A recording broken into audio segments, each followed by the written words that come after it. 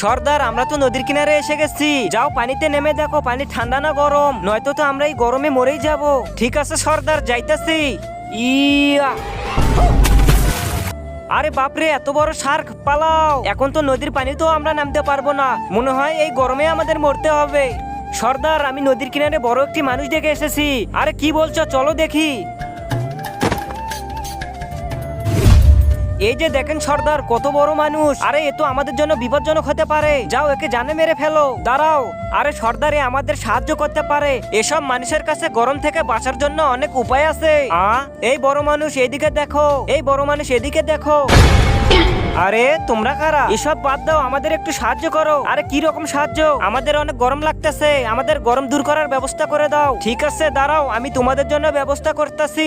তার আগে বন্ধুরা, তোমরা যদি এই দুইটা ছবিকে ভালোবেসে থাকো তাহলে একটা লাইক আর একটা সাবস্ক্রাইব করো। আর যদি কিছু না করো তাহলে আমি ভাববো তোমরা এই দুইটা ছবিকে ভালোই বাসো না।